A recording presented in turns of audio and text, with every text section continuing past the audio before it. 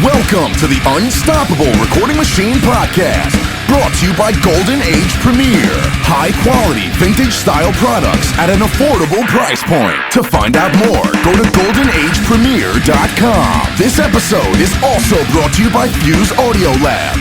Uncompromising emulations of classic and rare studio processors in revolutionary plug-in form. For more info, go to fuseaudiolabs.de. And now your host, EYAL Levy. Welcome to the URM podcast. I am EYAL Levy, and I just want to tell you that this show is brought to you by URM Academy, the world's best education for rock and metal producers. Every month on Nail the Mix, we bring you one of the world's best producers to mix a song from scratch from artists like Lamb of God, Meshuggah, Periphery, A Day to Remember, Bring Me the Horizon, Opeth, many, many more. And we give you the raw multi-tracks so you can mix along. You'll also get access to MixLab, our collection of bite-sized mixing tutorials, and Portfolio Builder, which are pro-quality multi-tracks that are cleared for use in your portfolio. You can find out more at nailthemix.com. Today's guest is an old friend of URM and someone who is a lot more inspiring than I even knew. His story is one of insane adversity, and those of you who think you've got it hard and the world is stacked against you and there's a mountain to climb to get to where you want to get in your career, this episode's for you. Hopefully it'll give you a little inspiration. On today is Mr. Seth Munson, who is a highly regarded producer, instrumentalist, mixer, and mastering engineer out of Colorado Springs, formerly LA. Seth has worked with numerous acts such as Drake Bell, Sevion, Alters, which is a band that he plays the guitar in, Leaders, and of course, the late Christina Grimmie. I now give you Seth Munson. Seth Munson, welcome to the URM podcast. Jesus Christ. Oh, yes. This is so good. What's this music called? Intro music. Yeah, perfect. It's called intro, outro. Fuck yeah. I hope this is actually in the Zen fucking caster thing. It is. It records. Yes, perfect. I really, really hope that as you go on through life, you can only get an intro as cool as that one. That's probably the most epic intro I'll ever get. Ever. That was really great. God damn. I feel like I've been shortchanging the podcast all these years by not using that. I would agree. That's dope. Yeah. Yes. Yeah, and when the drum beat comes in, it's just right. It's perfect. Yeah, I know. Well, you know what else is perfect? You're perfect. Welcome to the podcast, Seth Munson. Welcome. Awesome, thanks. Stoked. I've kind of known you and not known you and known you and not known you for a long time. Like ever since we were both admins of this group that doesn't exist. I always thought you were cool. And I remember talking to you way back in like 2012 and 13, and you were adminning this group and you recorded rock and metal, and you were telling me that you were done with rock and metal and you were going to work your way into pop. Whatever it took, you were going to make it happen. And you did. Yeah. Congratulations. Thank you. Well, I mean, It's been a while, right? So it's not like a new thing anymore, but I just want to remind you that I remember talking to you really, really late at night when you were telling me how much I hated it. Yeah, how much you hated it and how you felt like your life was going nowhere recording rock and metal, and you had to worry about your family. You had to figure out a way to make it happen in pop, or you would know what to do with yourself. It wasn't only that, though. I was like, even when I wasn't working or touring, I was only listening to pop and dance records. So it was like, at that point, I wasn't even... I wasn't... Sorry. No, that's perfect. I don't even remember what I was saying. You were talking about how even when you were touring, Oh, yeah. On my drive shifts, I only listened to pop and dance stuff. I was just getting burned out on What is it about metal that burned you out? I'm not sure. I think it was touring it for, however many months out of the year, hearing that every day for, 4 hours a night, and then coming home to work on the same exact stuff. This is going to be epic the whole time. It's just going to be dramatic piano Okay, music. sorry. Okay, sorry. So that actually used to happen to me as well. You'd go on tour playing metal, get home and record metal, and then hang out with people who listen to metal is just too much for me. Yeah. And I started hating like the songs. Like, well, it's weird because then I went to pop, which is overly formulated. But I feel like metal and rock even was just, at that point, it was more just who can write the most breakdowns and fit them into a song type shit. And I was like, man, this is so boring. Like, I've heard it. I get it. Okay, but you know, I know lots of people who say they want to go into other genres and they never really do. They stay in the genre that they know the best, be it metal, and then they dip their toe in pop. They never get that good at it, so their pop offerings are real crappy, and then they never really get clients in it. And I've just seen that whole I'm going to try another genre thing fail a lot. So I'm wondering, why did it not fail for you? First of all, how long did it take? But like, if you had to like simplify it to like a couple ideas, let's talk about why it didn't fail for you. Why did it work out? Because actually it's not that common. I guess it was aligning myself with people that were already doing it. That, and how long it took was like, probably the full transition was 3 or 4 years. So it's not like you just went to LA and showed up and they were like, play ball. Nope, that's definitely not how it went. No, it took me a while even to get out to LA. What it was just doing a lot of free shit for people. And you were living in Denver, right? Colorado Springs. So about, like an hour south of Denver. You're saying that you did free shit for people even when you were already, making a living at the heavier stuff. Okay. Oh, I had to. It didn't matter if I was making a living doing heavier stuff. They didn't care. They wanted to know if I could do pop. So, they're like, why are we going to pay you when we have, Manny or Serban on speed dial? I'm like, well, send me something over and I'll show you what I could do. Pretty much. That's why it really, really bugs me. I don't know. Sometimes you see these like recording sites that try to give people business advice and they talk about always charge.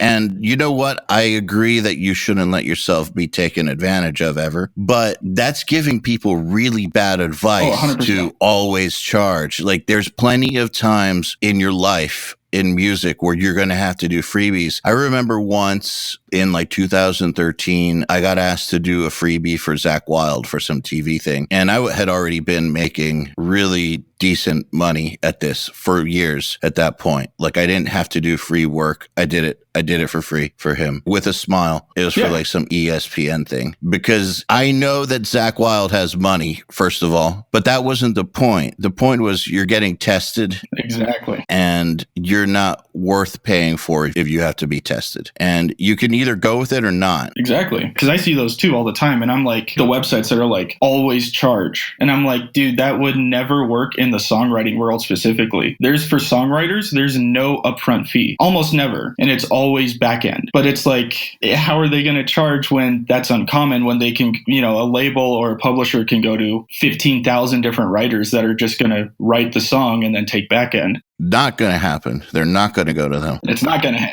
happen. That's exactly right. Okay, so you did a bunch of free work. How did you get yourself in the space to even get the opportunity to do the free work? Because, I know for my example, just getting asked to do something for Zakk Wylde, it's not like just anybody's going to get that opportunity. That came to me through contacts that I was working very, very closely with, who knew I had just done the Creative Live programming class for the Creative Live Easy Drummer programming class. And so these people knew that I could program drums that needed drum programming. And that's why they asked. They didn't just find some engineer they didn't know. Exactly. So just to get to the point where the opportunity comes your way, you've got to be in the right place and time. But how did you get into the right place and time with the pop stuff? I was on tour and I was in San Francisco, and this person came out to one of my shows and they asked me, just how things going. And I probably was just like, dude, I'm bummed and I'm burned out on metal music and I'm trying to get into pop stuff. And he was like, whoa, I'm doing pop stuff. And I was like, dude, let me mix something for you. I'll do it. I don't care. I just wanted experience and to get my hands on something that's different than metal. That's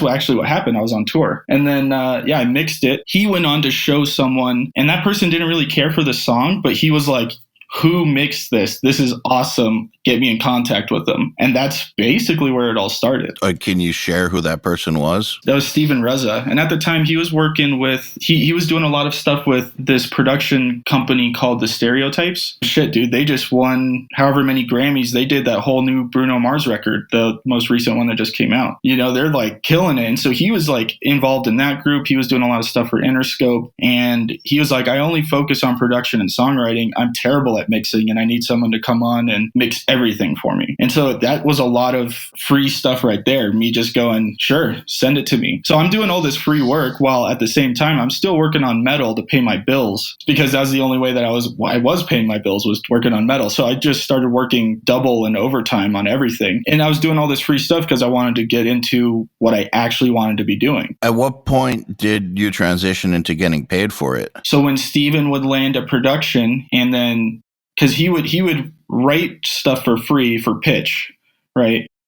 And then he would pitch it. Okay. So he needed you to mix these pitches. Yes. So, okay, this all makes sense now. For a second there, I was like, we just got done saying you should mix for free, but like this guy who is like up there in the industry and writing hits is like already likes your stuff and isn't paying you. Seth, what's going on?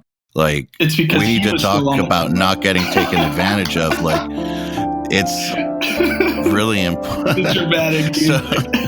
Okay, so I get it. So he was doing the pitches for free. Yep. So he needed someone who would mix them for free as well. Yep. And then hopefully you would both get a back end. Got it. Exactly. So he would cut me in on a production budget when a song would cut and land. Okay, awesome. And how often would that happen? I have no idea. Sometimes it was... Never. Just kidding. I mean, yeah, no, sometimes it's so weird. There would be sometimes maybe 5, 10 in a month, and then maybe 3 to 4, 5, 6 months where there was nothing. You know, that's just how the name of the game. That's how it goes. Okay. Did you know that that's how it would go? Hell no. I had no idea. I had no clue. But I mean, who would have told me is how I feel. Like I didn't really have a mentor in that sense other than Steven. That's why it also took so many years for me to fully transition from rock and metal to pop. It was just because I had to keep paying bills.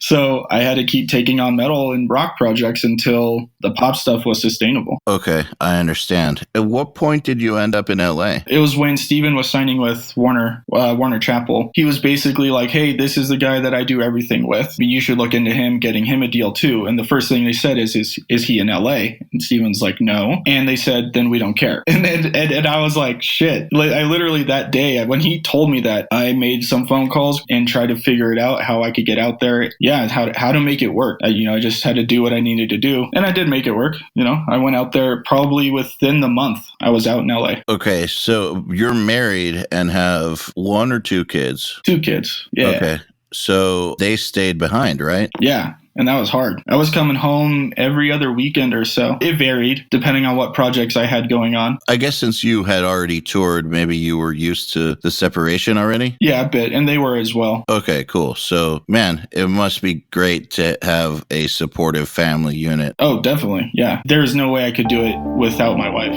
Oh, here it is. Here it is.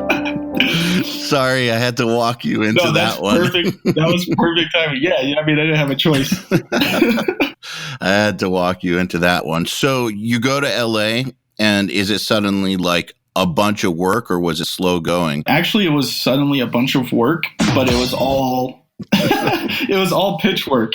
All of it, which sucked. And it was really bad. We were actually working on probably 20 to 30 records a month, all for free, all for pitch, in hopes that they landed. How did you pay for it? I was just still doing metal, still doing rock mixes. I was just working remotely at that point. Okay. And I'd also schedule stuff to fly back to Colorado. And if someone wanted a full production, I would take 2 weeks off of LA, fly to Colorado, work on it, and then fly back. It was rough. Yeah, I remember, man. I remember talking to you through all this time. You did this kind of parallel to when I quit production to start URM. So, yep. And like went from making a lot of money to zero very quickly.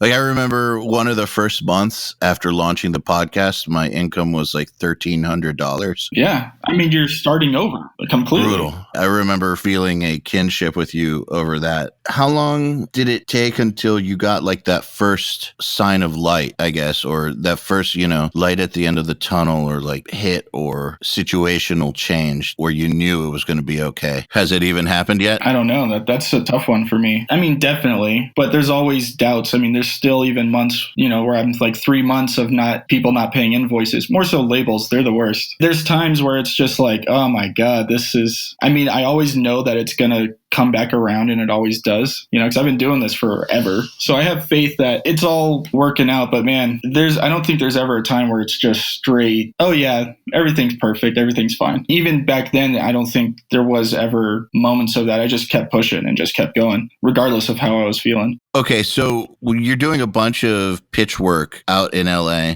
going back and forth between two cities, booking rock and metal stuff to pay the bills. That sounds pretty intense. Yeah. A lot of travel. Too much travel. It feels like I was probably doing 5,000 to 10,000 miles a month, which for some people isn't crazy, but for a producer that just is trying to transition into pop, yeah, it's kind of nuts. Were you driving or flying? Flying. Hell no, I won't do that drive. So did you get status? You must have. Yeah, I definitely did. That helps a little bit. So as far as the pop work goes, did you have to develop a whole new set of skills in order to really be able to pull that off? Maybe not skills. I think it was a mindset. And it was more of reprioritizing what should be prioritized in a mix, like rock. Like vocals? Exactly. Rock guys love snare, right? Or kick or guitars. In pop world, you should be able to mute everything but the vocal, and everyone will still be happy.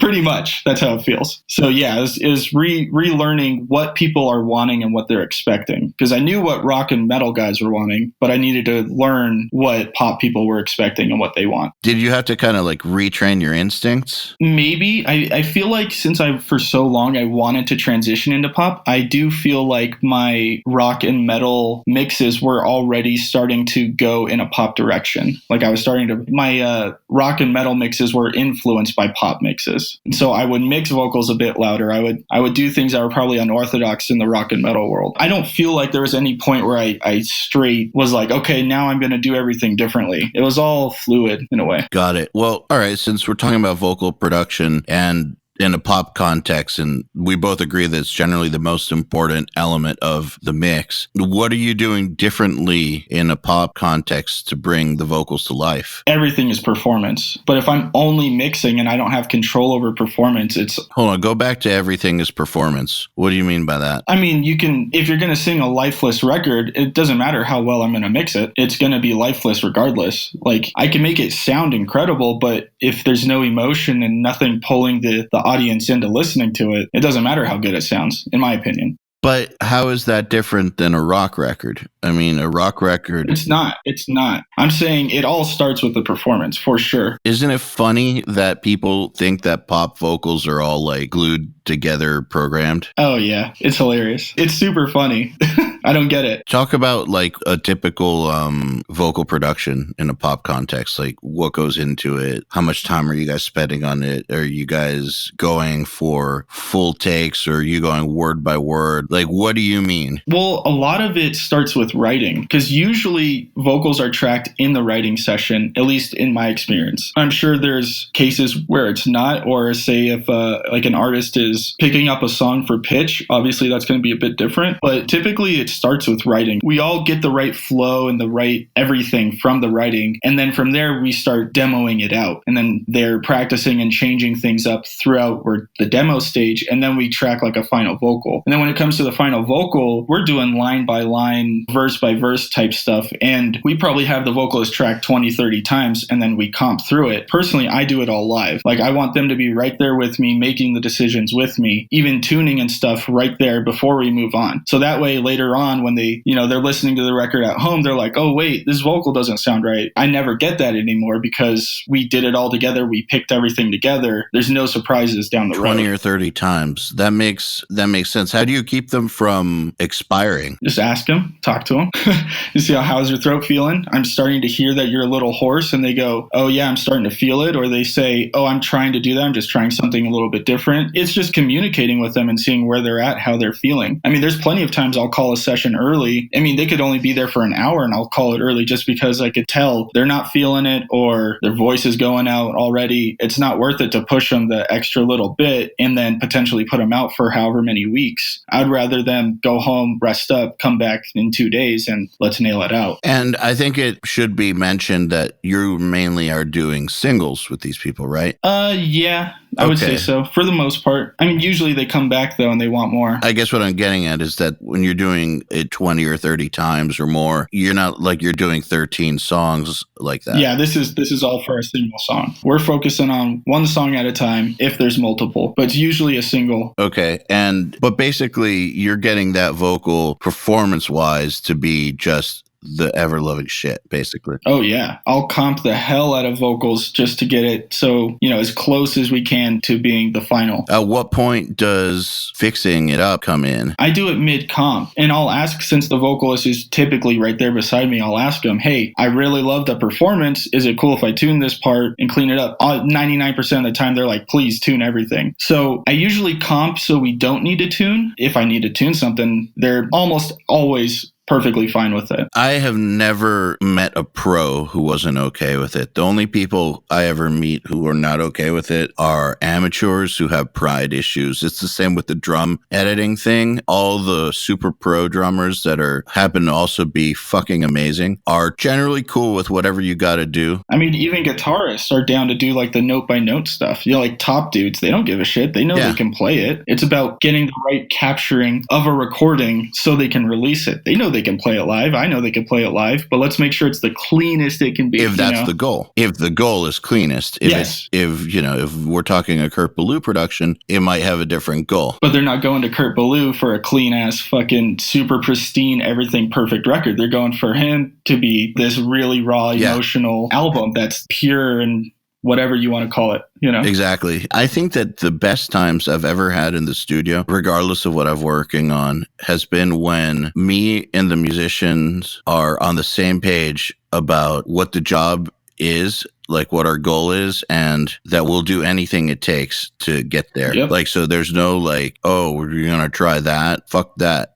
It's not real. Oh, dude, I vet out any artist that hits me up. I vet them out. I take several meetings, phone conferences, whatever I need to, because I want to decide, is this something that I want to work on? It goes both ways. It's them feeling me out. Hey, is this the right guy for my project? And me going, hey, is this going to be worth my time? Is this something I'm going to be excited about? That's a very fortunate position to be in. Congratulations for getting to that point in your career. One of the terms I hate most that people use is like, must be nice. Like, I fucking hate it when I hear people say that, because it's passive aggressive and lined with envy and makes me hate somebody when they say that. So like, I want to make sure that you understand that like, I'm giving you sincere congratulations, and I want to discuss this a little bit, but I don't want it at all for you to think that I must be nicing you at all. But it really must be nice to finally be at a point in your career where you can interview who's going to come in and make sure that it's good for you. No, definitely. And it's taken a lot of time to get to this point. It's not something that you can just start off doing. That's for sure. That's another thing that those business gurus tell you to do,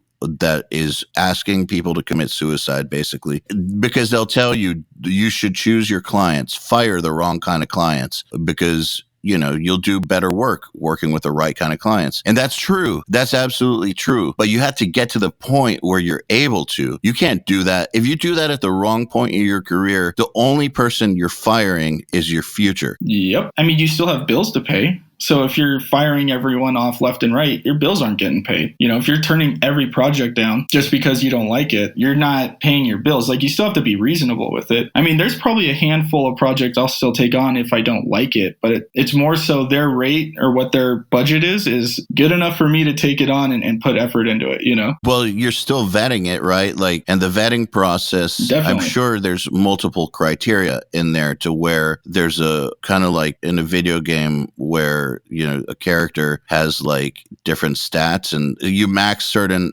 out at the expense of others. But like, so maybe the music stat goes down a bunch, but the budget stat is real high, it can balance out.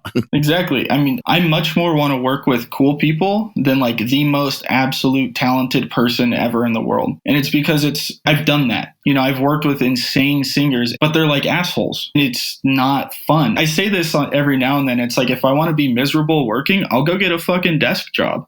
Why am I producing? I don't want to be miserable while I work. So I vet everyone out and I go, yeah, this seems like it's going to be a good, fun experience. I'm interested into this, you know, not, well, this seems like it's going to be shit, but oh, well, I'll do it anyway. You know, I'd rather work with someone cool than like the best singer ever. One of my old partners used to call it the stress to money ratio. Yep. Bingo. Sometimes there's not enough money in the project to warrant the stress that person is going to cause. And that's where you ask for a ton of money. Yeah, the fuck off rate. You have to ask for enough. Yeah, you have to ask for enough money to make the stress to money ratio work out for you. Exactly right. I agree. But you also have to be at a point in your career where you can do that. I've done it. I'll admit it. I've done it. Definitely. It's worked out? Oh, for sure. And usually throughout the process, I can kind of coach them in a way. And all the things that were red flags to me, I can usually get through them with the artist and explain why they're red flags, why I was hesitant on taking on the project in the first place, why I didn't want to. And usually they're repeat artists and they want to come back. And this next times, you know, they're getting the normal rate. They think they're getting a hookup and it's all good. And I don't have those problems with them because they're cool and we've worked together and I've explained how not to be a shitty person. You know what's really funny? I feel comfortable repeating this because Machine and Chris Adler talked about this openly on the podcast. Machine was saying that he didn't want to go back to work with Lamb of God on, I believe the record Sacrament was their second record together, which is the one that we did a song off of on Nail the Mix, which went gold. They have 2 gold records together. He didn't want to do that one because they were so hard to work with. We talked about it at length. It actually a really funny, enlightening episode. It's just super entertaining too, because they were just so open about the fights and the brutality and like how much they didn't get along. And Lamb of God didn't want him back. But at some point they realized that something about that guy and them, something about their chemistry sets the world on fire. And so they convinced him to come back, but he really didn't want to. They figured out a way to make it work. I think it's interesting. You say that some of these are repeat clients that you don't want to go back to because of all the red flags. Somehow you figure it out. Yeah. I mean, not always. And I didn't say clients, by the way. I don't ever say clients. They're artists. Oh, I'm so sorry. No, it's a pet peeve of mine. You don't like the word clients? Yeah, it irks me. It's so, I mean, here we go. Not a serious question. Okay, we'll call them artists for you. No, I mean, I don't mind explaining. Yeah, perfect. I'll explain over the music. No, it's more, clients feels very like we're transferring funds from your pocket to mine. And it doesn't sound like, it's not like as invested. I don't see it as much of a creative investment, more so just a financial one. Okay, fair enough. I mean, hey, if that's what you associate it with, then you shouldn't call them clients. It all comes back to me vetting them out. Okay, the people that take on fuck off rates, those are clients because I don't really want to be on the project, but I'm going to because it's smart for me to take it on financially, you know, for my family. Mm-hmm. You know, my kids can eat, that kind of shit. That's a client. That's the whole point of me vetting them out is going, do I want to work with this artist or not? And so it's more so the creative side. I view myself more of like a creative than like a business person, which is terrible when it comes to business, like in the business mindset. But I don't know, it's working out. Business and art don't live well together. And I can tell you as someone who's done both, that I used to think that was bullshit that the business people just said. I would also used to think that like artists who hated business or just there's something wrong with them. No, I am now convinced business and art, they can't exist in the same space. They don't. I mean, that's partly why we get managers and shit, right? Absolutely. I mean, they take on that shit. They handle the icky money stuff. I just be creative and do my thing. Also, because there's the priorities of, if you're going pure art, are going to be different than the business bottom line priorities. And you've always got to find a balance, right? You have to find a balance because you do need to eat and you do need to sell a number of records enough to where you can be in business. But yeah, the overhead's covered and whatnot. If you were to go pure in either direction, you might have conflicts of interest. Like you might just have conflicts of interest. So definitely. But you don't want an artist to be any less than themselves. And you don't want a business person to get involved in something that he or she doesn't know the first thing about. Nothing's worse than a business person who thinks they're a writer when they're not. Boom, there it is. So first thing that came to mind right there. You're speaking about every publisher and every label I've worked with. You know, they're thinking directly of the business side of things and telling you to make changes based on what they think business-wise would be the best thing. And as a creative, you're like, yeah, but that's not what we're doing here. That's not what we're going for. You know, and it's just like this conflict. That's all label revisions are just conflict of interest between business and creative. Yeah, but there's typically a good balance that's hard fought often, but there is a balance in the end that I think that in order to have a successful offering for the world, I don't know how to say it because I don't mean that every situation has to be a compromise. No, there's compromises from both sides, though. Exactly. There have to be compromises from both sides. And dude, sometimes there are cases where you can go pure art and commerce will follow. Well, the trendsetters. Yeah, and that's a beautiful thing. Like, you remember the band Tool? Yeah. I'm not really a fan, never have been, but like I've always had a lot of respect for the fact that they could do what they did on a major label and get that big. It's kind of amazing. Or well, yeah, because it was always left to field type stuff. It was always like way out there, and it fucking worked. Yeah.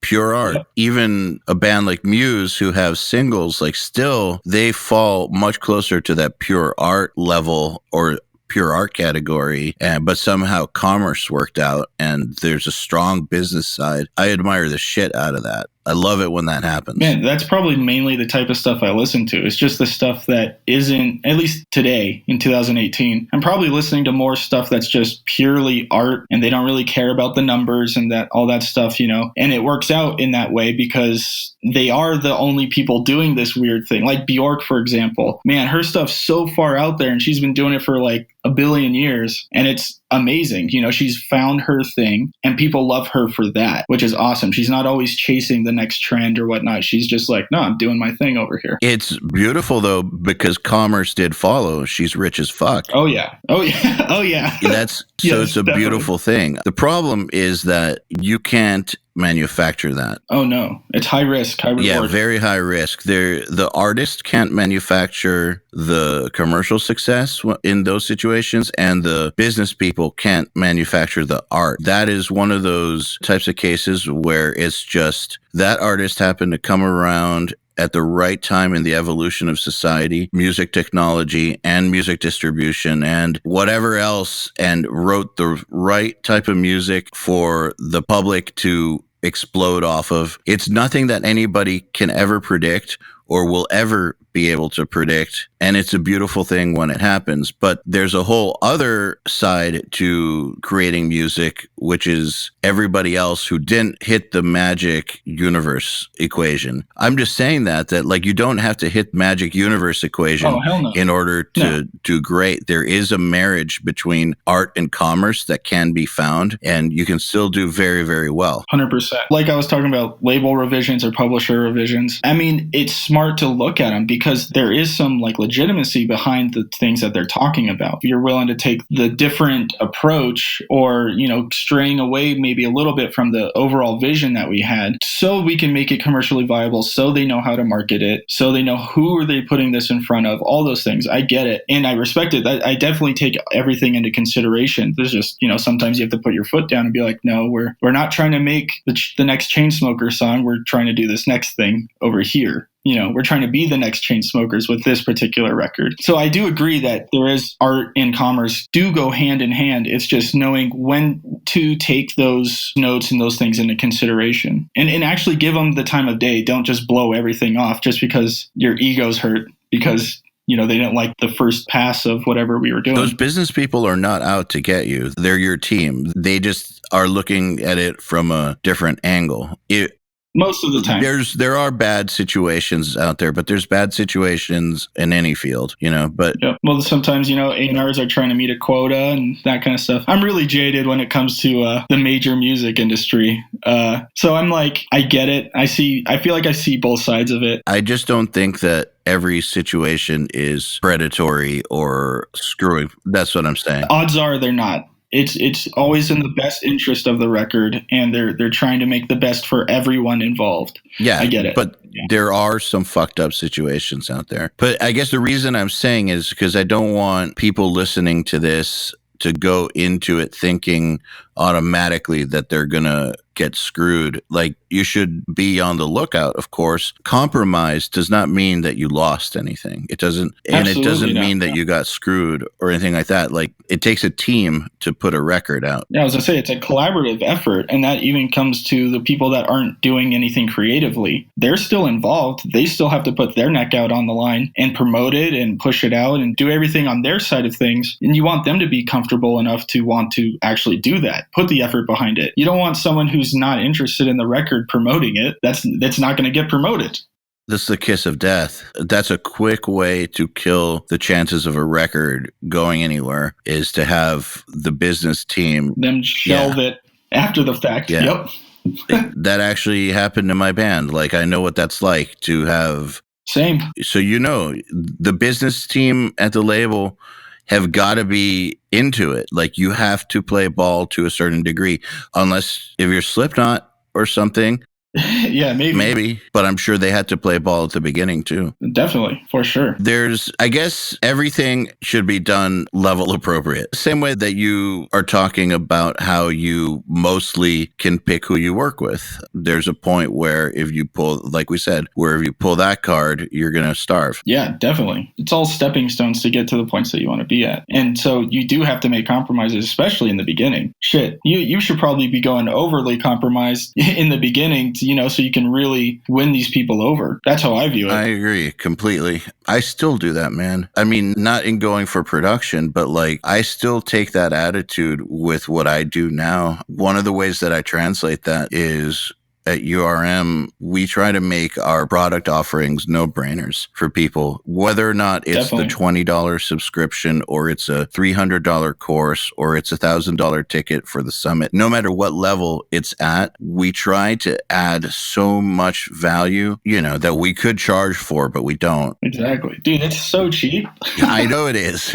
It's so cheap. Like, where was this shit 15 years ago when I needed it, Well, the cheapness is by design. It is a no-brainer. Yeah, exactly. For sure. And I think that that's kind of what you need to do as a producer too, when you need to make working with you a no-brainer. And part of how you do that is by giving them enough free work to where they love you and they're familiar with you. But it's also wise to mention that these are people that are like way above your level, yes. Right? You're not going to be necessarily doing this with your peers, and for sure not with people below you. There is this three-tiered thing. No, you're trying to build yourself and push your career up. So you're doing those things for the people that are way above where you're currently at in your career, so you can get to the point where you almost even out with those new people. And then, you're charging them your normal rates and you keep moving your way up. Yeah. Well, yeah, absolutely. Just haphazardly doing free work. Yeah. Blindly. Because you're a quote unquote good person or something. That's not going to work either. It definitely needs to be strategic and in a direction. Yeah. And that's something I noticed way early on with my career. I did a whole album for free for this band that I thought was amazing. They're from Chicago. I had them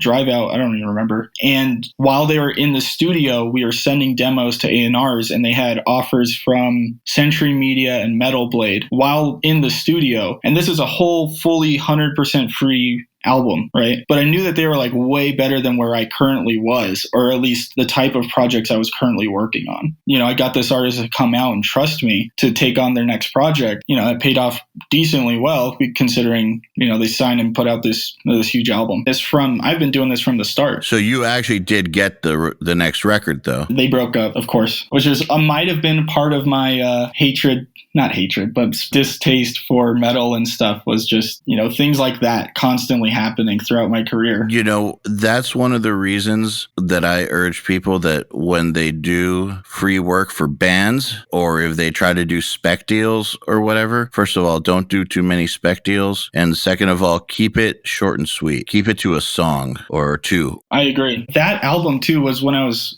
super young. I don't even know. That probably might have been like 2009, or like I was young in my career. I mean, it was originally supposed to be a 5-song EP. They come out and I let them sweet talk me into doing a full-length album. And that was a big regret. I learned from that though. I learned not to do that shit again. Don't let people talk me into shit that I'm not comfortable doing. Hey everybody, if you're enjoying this podcast, then you should know that it's brought to you by URM Academy. URM Academy's mission is to create the next generation of audio professionals by giving them the inspiration and information to hone their craft and build a career doing what they love. You've probably heard me talk about Nail the Mix before, and if you're a member, you already know how amazing it is. At the beginning of the month, Nail the Mix members get the raw multi-tracks to a new song by artists like Lamb of God, Opeth, Meshuggah, Bring Me the Horizon, Gojira, Asking Alexandria, Machine Head, and Papa Roach, among many, many others. Then at the end of the month, the producer who mixed it comes on and does a live streaming walkthrough of exactly how they mixed the song of the album and takes your questions live on the air. You'll also get access to MixLab, our collection of dozens of bite-sized mixing tutorials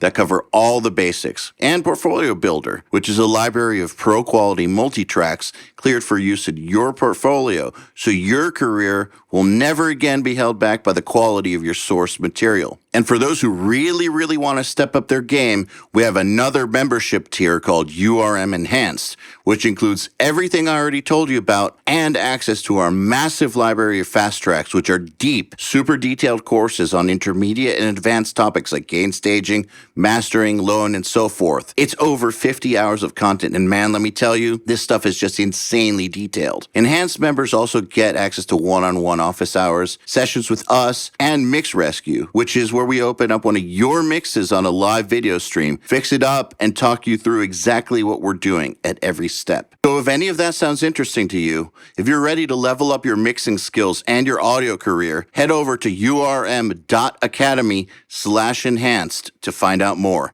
Comfortable doing is key phrase here. You need to be comfortable with it the whole time. If you're not comfortable with it, there's probably there's a red flag somewhere that you're not paying attention to or that you're not listening to, and it generally will come back to bite you in the ass. You'll do a whole record for free, and then the band will break up. They probably had given you signals that something about them was not stable or something, but you went with it because you were blinded by the fact that the record deals were coming in. Yeah. And the size of the band and their project in comparison to where I was in my career, I felt like, all right, I'm willing to take the risk because this could be a really big thing for me. I mean, in the long run it was, but looking back, I still wouldn't have done it. I can't blame you though, man. We all get these situations sometimes where it's like, well, what would you have done? What would you expect? What could anyone have expected you to do if you were nowhere in your career and you want a career and all these deals are coming in? It's like, would anyone have expected you to do? And the reason I say that is because around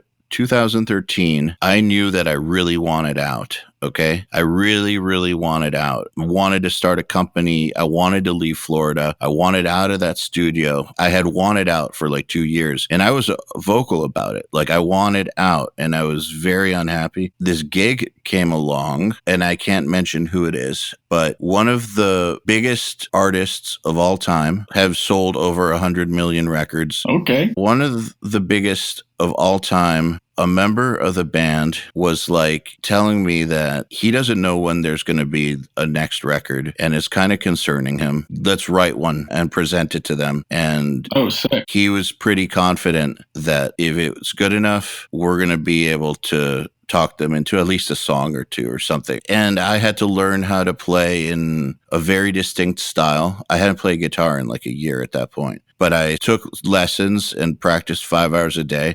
And within a month, I was able to mimic this style note for note. And we wrote over the course of 4 or 5 months, we wrote the best record. We wrote a record for this person that was on par with the good ones. And one of the good ones hadn't come out in like 20 years. It was like on par with the last good one. I'm confident that if you heard it, you would agree. For whatever reason, like it didn't happen. It's not that the person heard it and said no. He thought some of the songs were cool, but other things came up that he had to do for like 4 years. And then it just never happened. He had something else that was bringing in tens of millions of dollars that he couldn't not do it. And so then this record just never happened. So in those 5 or 6 months, while I was also doing production work, I was like giving a lot of these jobs to John Douglas. And I was like, my head wasn't in the game for the production stuff. And I screwed myself a bit with that. I had planned on getting out anyways, but in retrospect, smart to do that way? Probably not. But at the same time, like, how can you blame me either? Like, this is like it's a learning experience, though. This is like a huge, huge opportunity. It didn't work out, but if it had worked out, oh yeah, exactly. Who the hell knows what would have happened? And so it's one of those things where I hear about your opportunity and it's like, yeah, okay, so the band broke up. Of course the band broke up. And of course you did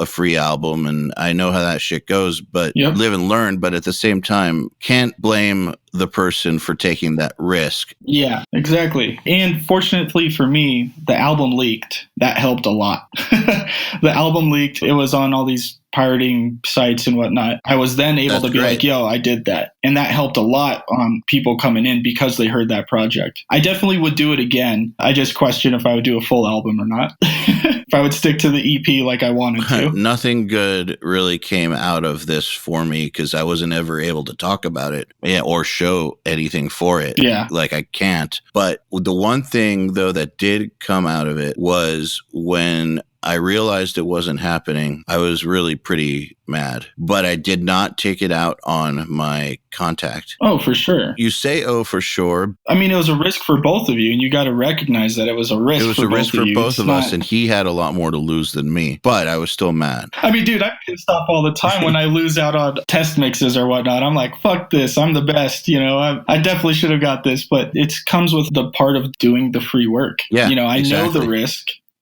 I'm not going to be happy if the outcome isn't how I want. Of course, I'm not going to be happy with that. But I knew that going into it. I can't be upset that I didn't get something. Well, you can be. When I already knew. The thing is, I think you should be allowed to be upset. So here's the thing that I learned. I was not allowing myself to be upset, even though I was fucking not happy at all, that like, because the payoff was huge and the amount of time I put into it was huge. And so deep down inside, I was crushed, but I didn't show it. And what I learned from it though, was that I handled it right, because to this day, we're really good friends and it's a friend that I cherish. It's a contact that I cherish. I'm really, really glad to still have him in my life, able to call him up for advice and work together if needed or whatnot. It's great. And I also learned that it's okay to admit to myself that I was fucking crushed and really upset about it. But you can admit it to yourself without showing your ass to the world. The thing I didn't understand back then was how to like have both of those things exist. So I had to pretend like I wasn't upset or else I would show my ass. But now I think you can be upset and like fully own the way you're feeling, but that doesn't mean that you have to then take it out on somebody. And like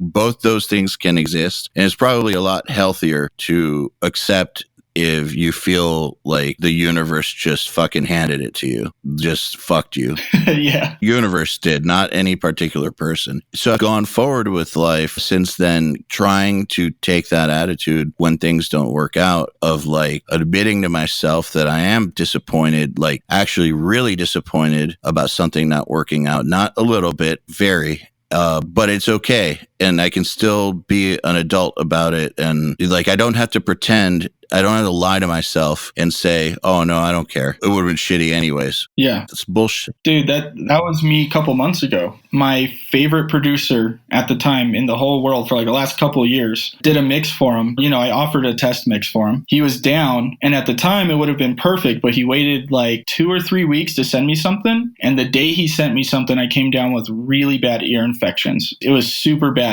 And I had to try to push through it. Sent out a mix and he never got back to me. Even to this day, I've not heard back from him ever. And that bummed me out. It sucked because I knew, okay, I can't work. So I had to take the time off, and I just had to sit with that feeling of being sad that I didn't get this gig. And then you could also be really mad at him for taking the 3 weeks to send it, because if he hadn't taken 3 weeks, who knows what would have happened. Exactly right. But I'm guessing that you didn't send him some hate mail or anything. Hell no. Well, exactly. I can't be a dude. The mix was bad. It was. I had ear infections. I couldn't hear anything. And so I can't be upset with him for not liking it. No, but you it can was be shit. upset. You can be upset with him for not sending it. I mean, I know how it goes. I know how the creative process goes. He thinks the record's done, but the artist and the label and the publisher is going, no, we need these things changed. And it takes 3 weeks to get those changes over. I get it. Yeah. At least I try to be, maybe I'm just looking at it in a nice light. What I'm saying is it's legitimate to be mad at the fucking universe for not lining up, but it doesn't take anything away from you to admit that the universe can go fuck itself for not lining that up. As long as you don't actually go take it out on anybody, especially that producer. No, hell no. It's not productive, in my opinion. And I think I do so much pitch work that I'm used to blowing things off. I'm used to the 10 no's before the 1 yes, you know? Mm-hmm. I mean, I was more so bummed that it was my favorite producer and I just really wanted to work on his stuff. More so than I just didn't get that gig. It's really easy for me to blow it off and be on to the next one.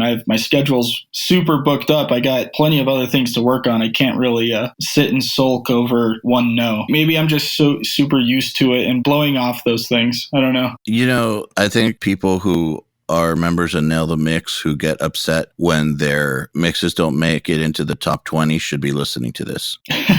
Dude, I see that a lot. It confuses me a bit, but I mean, I can't take that away from them, I guess. So here's what I think. It's okay for them to be upset that they didn't make it, but the posts they make about it are not okay. It's not productive. It makes them look bad. There's a lot of people in the group who are potential employers. Like you, for instance, are a potential employer. Yeah, definitely. You see them post this stuff. Does that seem like someone you would want to employ? Hell no. No, that's like, I mean, for some people, that could be blacklist stuff. Yeah. You're like, wow, okay, this is how they talk about this project. If something goes bad in the project that I want to hire them for, what the hell are they going to say publicly about that? That could really hurt your career, actually. Exactly. But I mean, I understand if they're disappointed, but I also think they shouldn't be disappointed. Sure. But that's me telling them that. Like, disappointment is not a rational thing. I don't think they should be disappointed because odds are stacked against you no matter what. Like in a test mix situation in the real world, like where you're testing for something, you're not up against 500 people. And it's already hard in your world to land something when you're up against 10 people or 20 people. Especially when they're already the best, you know, when you're up against CLA and Manny and Serban and shit. It's kind of hard to be upset, in my opinion. It's like, these are the best in the world. And the fact that I'm even competing with them, if it get turned down, it's cool that these labels and artists consider me on that level. I'm stoked. That's a great way to look at it. So, I mean, up against 500 is just... Yeah, that's insane. Odds are you're not going to get it just because of the odds. Anyways, like the only reason we have that mixed competition is to impose a deadline so that people get it done before the class, because the class is way better if they've actually mixed the material ahead of time. Like it'll make more sense. Like they'll be able to relate to it way better than if it's just abstract. So yeah, that's a pretty lenient deadline as well. A whole month to mix a single song? Jesus. I would love that. It's like 3 weeks, but still, yeah, it's very lenient. Dude, my deadlines are always, hey, when do you need this? And they respond with yesterday. Yeah. And I'm like, perfect. I'll get this to you in 6 hours. Yeah, you know? I know. I do know that. So that's what's funny about it is like you're complaining about not having enough time to do a good job, like 3 weeks. Buddy, let me sit you down and talk about life a little. I do think, though, that if people have ever gotten upset by not placing or winning, I feel you. I mean, if you haven't done anything big with your career yet and you're still very, very early, then this probably means a lot more to you than, I don't want to diminish it. But the way you comport yourself in the face of that is really, really important because people are watching.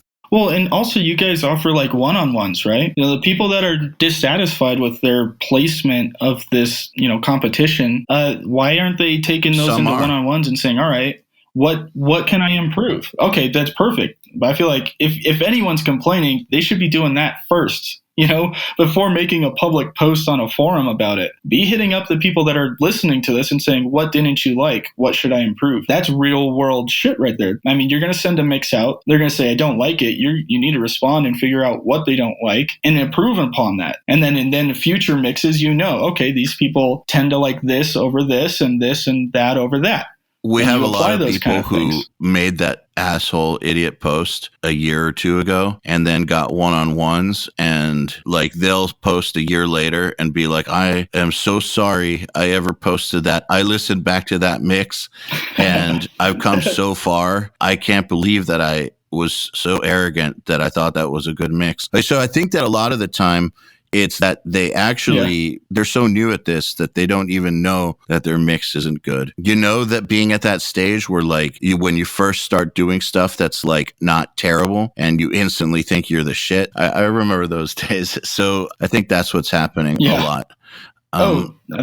Changing gears, I want to talk about something that you told me we could bring up, which I think is very, very interesting because it came up in the group the other day. And you just said we could talk about it, but so there was somebody who posted in the group, I think he's 17 or something. He was posting about how he wanted some advice on what to do because he's fucking hating high school and considering getting out. Everyone was like, don't do it. And some people were getting kind of positive and you can use this stuff in school. And I got in there and was like, no, don't do it because you're going to potentially fuck up the entire rest of your life. And right now, science shows that your brain is not developed enough to understand what long-term, you're not able to feel long-term consequences and because of your age. So you're going to have to trust us that this is something you can't really walk back from unless you're one of those really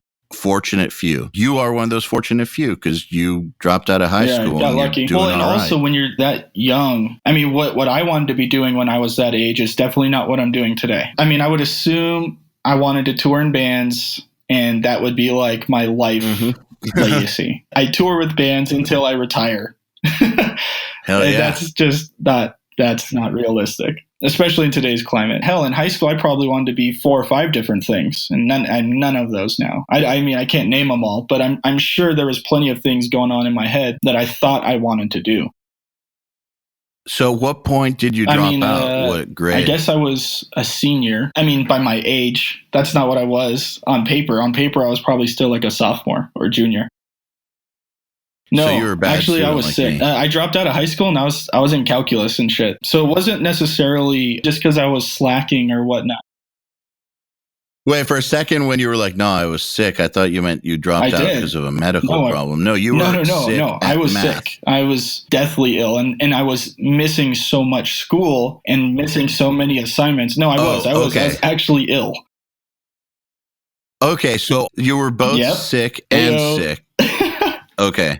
No, I was good at school. Right. I was good at math. I was good at English. I was good at all my shit. I just wasn't there to get homework, turn it in, take tests, which are pretty much your entire grade.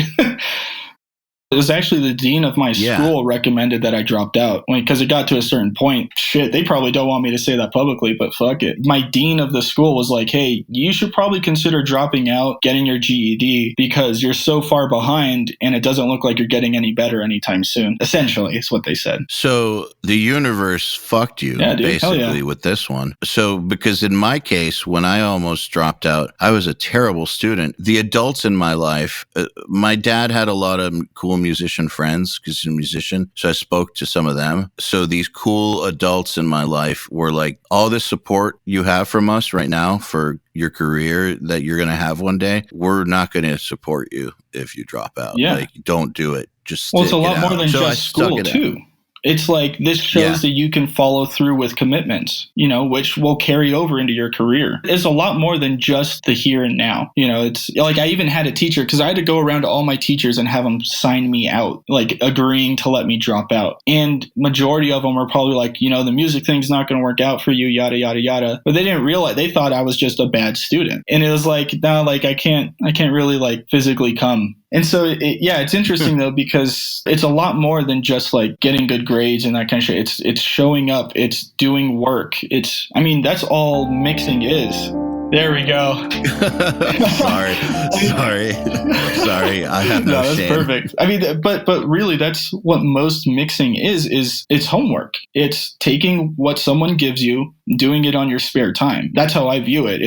Most of the time it's unattended. Even mastering stuff, it's unattended work, but it's homework and they expect it back on a certain day. Yeah, absolutely right. So how were you able to overcome that stigma, Just not give a shit. All right. I don't know.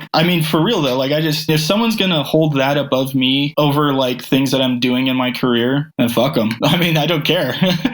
But how to get started, I don't know. This kind of also goes against, because I definitely think you should go through with it. I think you should continue with schooling. It definitely doesn't make anything easier. Well, look, here, let me give you an example of something. Yeah. I don't judge you at all for it. You've done great with your life. And to me, the fact that you dropped out is a non-thing. Like whatever, it actually makes you more interesting and respectable to me because I know what you had to overcome. However, say that I'm trying out podcast editors and I have 5 podcast editors lined up and I find out one of them's a high school dropout. They better be fucking incredible or it's automatically next to the next one. Yep. And same with hiring an engineer or whatever. Like if they're not like the coolest person I've ever met, the smartest person I've ever met, and goddamn unbelievable at this engineering stuff I need to hire them for and like display all this great stuff, the moment I find that out, I'm already passing them by. Well, it comes back to what I was saying about commitment. It instantly puts this thing in your head where you're like, well, if they couldn't do their homework and do their, whatever they needed to do to commit to finishing high school, are they going to be able to commit to this job that I'm trying to give them where I depend on them for my own income? It's instantly a red flag. At least that's how I view it. Because I've had interns the same way where it's like, or assistants even. Ultimately, it comes down to how are you going to perform at the end of the day. But I can't help and shake this red flag that they've already proven that they can't commit to things in the past. Yeah. So you would advise this guy to stick it out. 100%. Yeah. Without a doubt. And for multiple reasons. Like I said, even when I was in high school, I didn't know this is what I want to be doing. And for that guy, shit, man, he might 10 years down the road be like, who knows? That's that thing I'm talking about where the 17-year-old brain is not developed enough to understand long-term properly. And so you won't understand consequences. And you'll also think that like a bunch of the stuff that you're doing now matters in a weird way. Yeah, it really does. It really does. Yeah. And I guess that even talking about this, it comes back to that, what I've been talking about, I guess, throughout, through pitches or test mixes, high risk, high reward. I guess I was willing to take that high risk. So health-wise, how long did it take for you to get better? Until I was like 23, 24, somewhere around there. I don't really remember too much. So you had years of overcoming an illness as well. Yeah, That's incredible. It was hard as fuck. I can only imagine. So were you touring at that time? Yeah. How could you tour? I was. It was hard. It was really hard. It was people being open about it and communicating with my band, and they knew if I was having an episode, they knew what to do, how to deal with it, all that kind of stuff. And to be honest, because I have like real bad seizures and stuff because of this, so I know the trigger points, I know when it's coming on, I know what I need to do to prevent it and whatnot. I was able to manage it while touring and stuff, but there definitely were at times where I would have an episode or something, and it was taken care of though, because I had awesome bandmates and they understood and they were aware and knew what to do. Okay, well, that's good. So communication and the right support system. Yeah, and they knew the risk. They knew the risk of taking me out, and that the potentially, screw up touring and whatnot. And there were plenty of tours that I actually had to miss out on. Half because I was producing an album or something. I mean, there were tours where I missed out on because I was literally in the hospital for weeks, and they were completely cool with it. And we had plenty of subs that would come in and fill in. The owner of the studio that I rent a room out of now, he actually would sub for me on some tours, and he would go out for a month at a time. Yeah, I just had a lot of good friends that were willing to help me out through that hard time. What I find interesting is that you say that the teachers at your school didn't know you were sick, but it sounds like everybody else did. Yeah, it was weird. It was just a few dickhead teachers, really. But the thing is, I don't think they actually cared about me. I mean, that sounds harsh and mean, but that's the only thing I can sum it up to. Probably didn't. Yeah, let's be real. They have 30 students a class, 6 classes a day. However many years that they've been doing it, I'm just another fly on the wall for them. Like, I'm just another kid. In their eyes, they think I'm just slacking around because my grades and poor performance or whatnot. I just think it's interesting that it's not like it was some secret. The problem was I was undiagnosed for so many years, probably from 15 to that 22, 23 area. And then it took a couple of years to get better. I was undiagnosed completely. No one knew what was wrong. So I don't remember high school that much. They just thought you had because AIDS. Of all this shit. Yeah, there it is. No, I don't know. That's happened to me before. So yeah, I don't have AIDS. Maybe they asked, what's wrong with you? And I can tell them I don't know. Then instantly in their head, they're like, he's just faking or fucking around or whatever. I don't know. When I got swine flu. Did you actually have swine flu? Oh, yes, I did. I almost died. What the fuck? Yo, let me tell you, swine flu is not a conspiracy. That shit's real. That shit is very real, and it's very terrible. I got it back in 2009 before it was very diagnosable. I don't know if you remember that summer, but a lot of people died from it that summer. Yeah, definitely. And a lot of people were saying that it was like a media conspiracy or some shit. It definitely was not. But I was on tour and I got so sick that I couldn't continue. Like, I couldn't continue. Like, and that never happens, but I couldn't do it. I was breaking fevers every like 30 minutes, and then I would sweat like through all my clothes, and then through like a full sleeping bag, and then through the van bench till like all of it was like dripping, and I was sick as fuck. And so I left tour in Hartford, went to the ER, and they admitted me immediately and quarantined me. Like, there was a whole huge emergency room full of like people with like their legs falling off, and the emergency room from a comedy movie or something. Yeah. And like, I walked in and they immediately quarantined me, did the hazmat suit thing, told me that they think I have full-blown AIDS. No but that way. they won't be able to tell me, this was on a Friday, they won't be able to tell me till Monday if I do or don't, because it's the weekend, basically going to keep me alive till then, but I have to be quarantined. Sat in this room in Hartford. The tour went on. I stayed in Hartford, and I thought I might have AIDS for a full weekend. It was so brutal.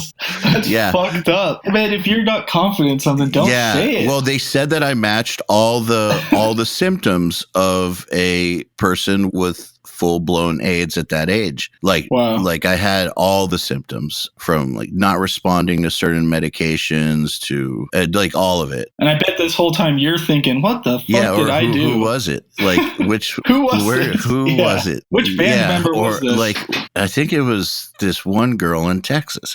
It was a bad weekend. But then on Monday, the doctor came in and he was like, well, I've got good news and bad news. Good news is you don't have AIDS. Bad news is we don't know what the fuck you have. So you're staying here. So it took 10 days, 10 horrible days. So not years, but I know the feeling of being undiagnosed. It's garbage. Yeah, it's whack. I can't even tell you the amount of doctors that have quote unquote diagnosed me.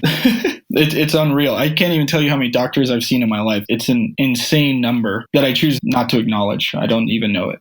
Yeah, I get it. So you toured through this and then you got better like 24, 25. Yeah. That's crazy. I mean, for the most part, I still have like residual stuff. I'll never be cured of it. Like, it doesn't go away, but it lays dormant. I know how to deal with it if it's annoying, you know, all that kind of stuff. And the way I looked at it was I just accepted the fact that I was fucked up and I didn't know how to deal with it. And so I was like, I could either lay in bed and be miserable, or I can just go out and start doing what I want to do and deal with it. Because I'm going to have to deal with it regardless. If I'm in bed or if I'm on a bench in a bus or in a van touring, I'm going to be dealing with it regardless. So might as well be doing something exciting and that I want to be doing and deal with it there. Makes perfect sense. I mean, and of course, there's times where I had to be in the hospital and that was not my choice, but that's how it goes. So it's just deal with it as it comes in. So as you were dealing with that and touring and transitioning into production, did the high school thing ever get in your way? Because you never mentioned getting a job ever or anything. No, what got in the way was being sick. I got a job out of high school. I was working at a bank, just doing like their filing and paperwork. Did you get a GED? I actually got my GED the day after I officially dropped out. Okay. It wasn't necessarily I wasn't educated. I mean, I knew all the shit. I just couldn't be present, couldn't turn in the work, couldn't take the tests. So yeah, I got my GED immediately after, like literally the day after I dropped out. Got that and then went and got a job. I even went to community college where I thought they would be a bit more lenient on, not showing up and whatnot. But nope, they care. They kicked me out of that too. Ultimately, no, it hasn't really ever popped up. Because, I mean, since the bank, I got lucky with the bank because I had a relative who was like one of the bank managers. And she was like, look, I can't give you like a full blown job, but you can do this paperwork. And, we need someone to file it all because we're transitioning from going from paper to digital. So that's what I did for like half a year till it got to the point where like the head manager was like, you look like shit. You can't be working here. You're scaring away customers, essentially is what happened. And so I stopped working at the bank, and probably 2 or 3 months after that is when I started touring and then, fully producing bands and whatnot. But yeah. So you are the one person that managed to make it work. Somehow make it work. Yeah. That's real impressive. That's actually also considering the illness. It's just all really impressive. It is. I mean, it's my life. So to me, it's just normal. That's just how it is. So I don't look at it as that way. But I mean, I appreciate the kind words. That's humbling. I mean, it's not meant to be kind. Not meant to be kind, bro. It is very impressive, but it seems like the success you've had is all despite of. It's not really at all because of. You could have not gotten sick and graduated high school and probably had an easier time getting to where you are. For sure. I also like to believe that because I was sick and because I dropped out of high school and had all these obstacles, it's helped my career in a sense where I can really push through with things that I don't like or whatnot because I've gone through much worse. At least that's how I try to spin it to be positive and not be upset that makes sense about everything. But that's very different than if you just dropped out because you were lazy. It's very, very different. Oh, for sure. I would have been setting myself up for a real fucked up time. Yeah. Because if it was that easy, take care of something I didn't like is just drop out. I mean, I'm setting myself up for anything in my life that I don't like. I just abandon it. And I don't think that's really a good trait to have. Yeah, absolutely. So talking about pushing through things. So you went to LA, as has been established, and lots of people believe that the place is very oversaturated and they believe that work doesn't exist there, or like Nashville or something, but you're thriving and you're in one of the most producer rich areas in the country. What is there anything that you can say about thriving in a place like that? So to be clear, I'm not in LA anymore. I actually moved back to Colorado recently, simply because I'm in a place in my career where artists and labels trust me and they don't care. Well, you did your time. So you did your time in LA. Exactly. Honestly, it's lining yourself with people. I mean, I really vetted out if I should go. It took me a month to decide, maybe 2 or 3 weeks to decide if it was the right thing to do. And I'm frantically hitting everyone up that I know that are like way above my career level at the time, hitting everyone up and being like, look, I'm thinking about doing this. If I do it, do I have your support? Would you help me? I feel a montage coming. Yeah.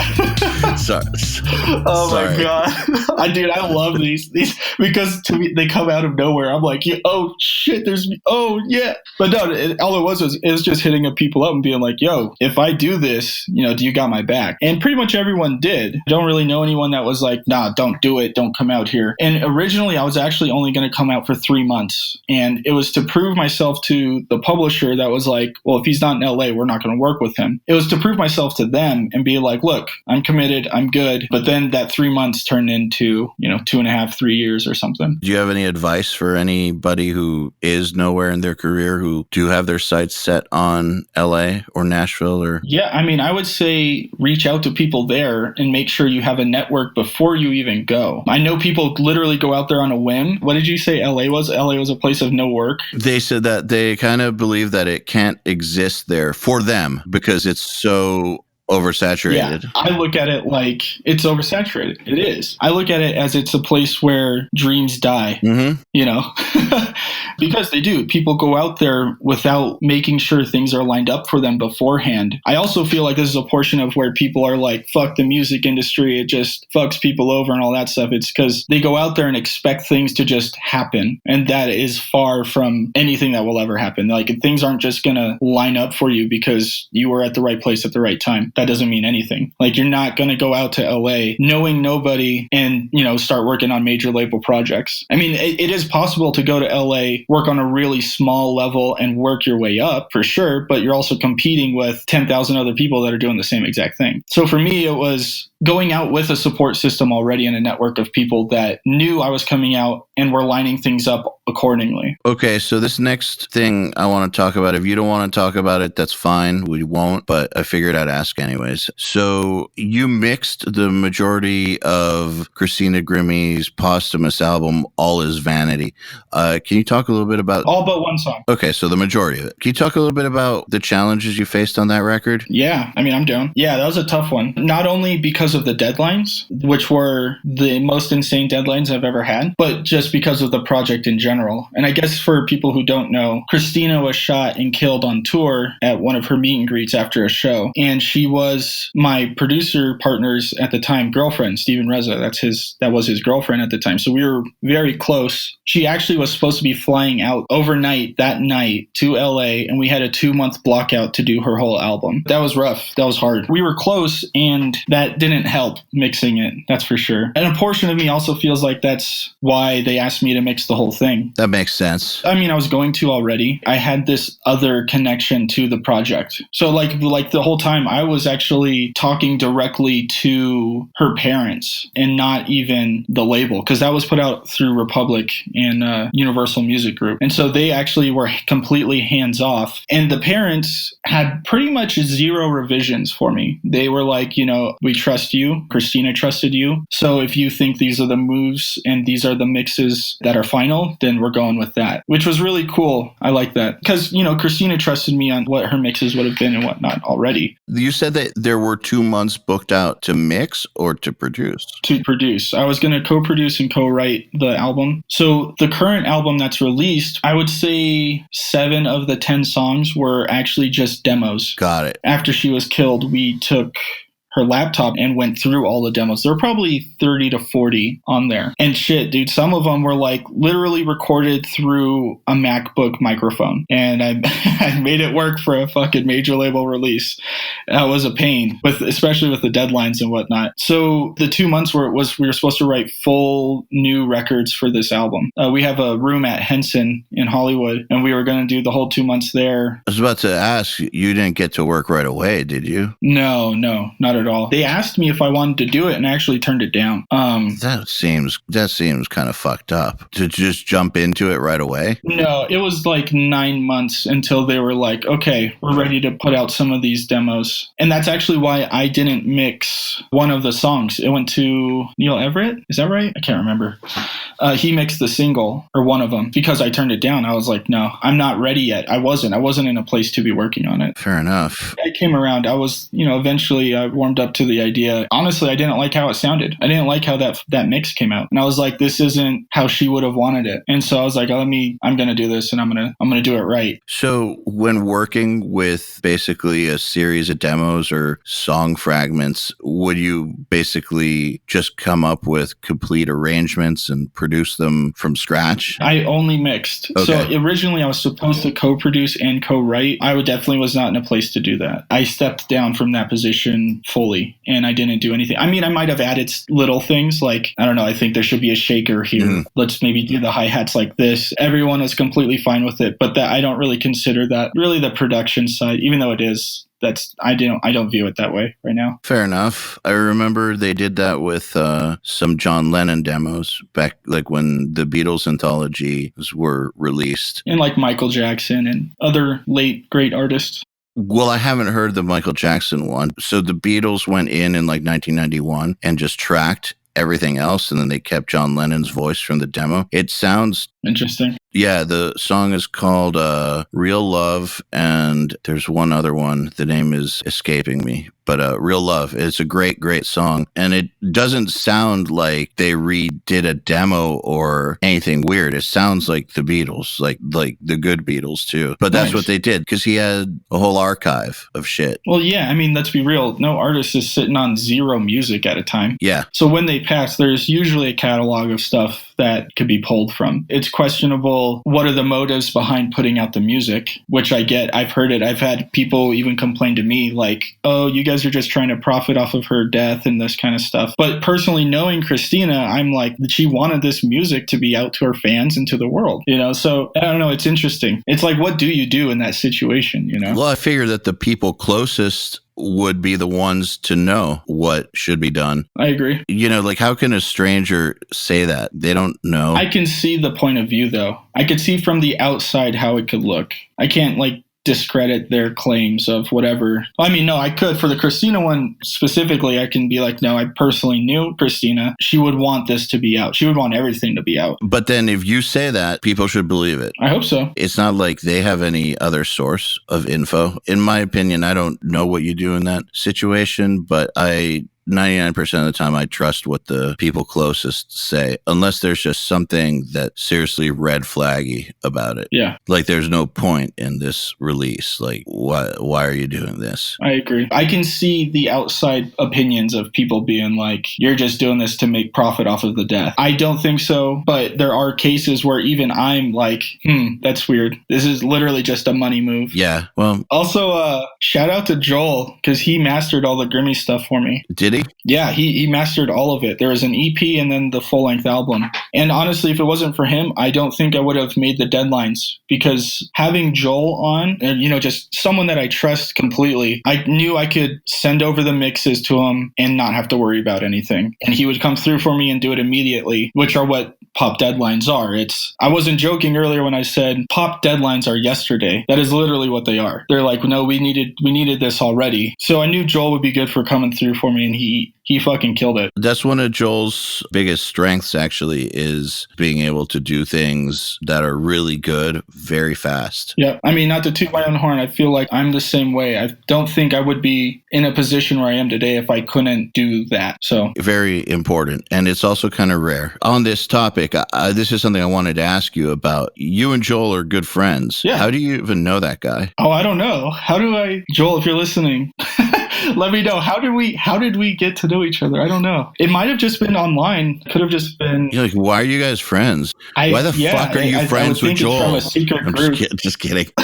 Joel's my friend. I bet it's from that the group that doesn't exist. I bet it stemmed from there. Is that where it's from? I feel like it could be. I don't know for sure. I mean, it's been so many years. I don't really know. Well, just because I remember you came to a URM meetup in Chicago just to hang out with Joel. You weren't a URM member. And this was in like 2016. Yeah, I was crashing at his place, but that's because we were working on a project at the time. It was kind of getting stagnant, and I wanted to make a statement and let it be known that I was dead ass serious about this project, and I'll fly my ass out to Wisconsin and sleep on a couch if I needed to. And that's what I did. And so I just arranged it around the time that meetup was happening anyway. Okay, that makes sense. But yeah, which that project, I think it's actually coming out here in the next month or two. Oh, wow. Just cool. Yeah, you probably know about it, but I don't know if I'm allowed to talk about it on the podcast. I probably know about it. Yep. I'm glad that it's finally coming out. Same. We've had to do a couple workarounds, not do it exactly how we wanted to right now, but compromises, you know? We got to do what we need to do to get it out and get it put out. Sometimes I think something that people don't realize coming into this world, or just, I guess, anything where you have to create things, is that some things take years to get made. And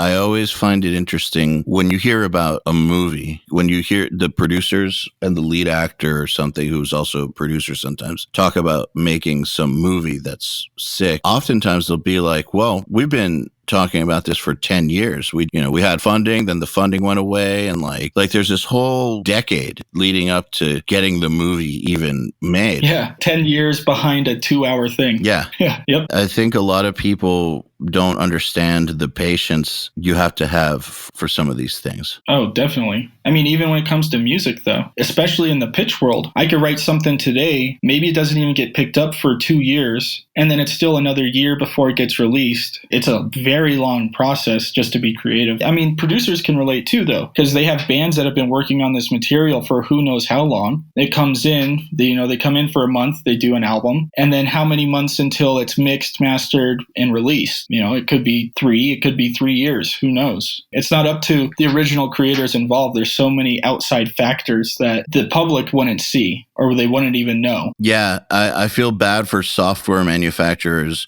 get delayed and then people rail them. It's like, buddy, I know you want your product. Well, it's like, do you think we don't want it released? Do you think we want to sit around? No, it's a product. This is how we make money.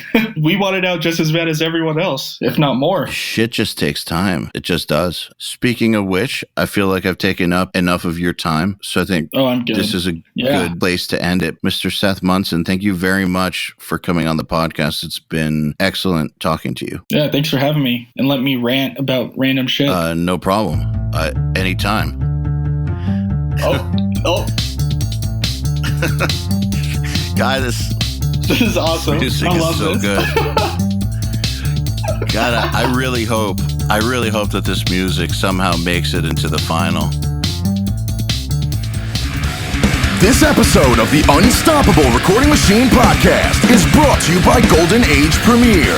High-quality, vintage-style products at an affordable price point. To find out more, go to goldenagepremier.com. This episode is also brought to you by Fuse Audio Labs. Uncompromising emulations of classic and rare studio processors in revolutionary plug-in form. For more info, go to fuseaudiolabs.de. To ask us questions, make suggestions, and interact, visit urm.academy/podcast and subscribe today.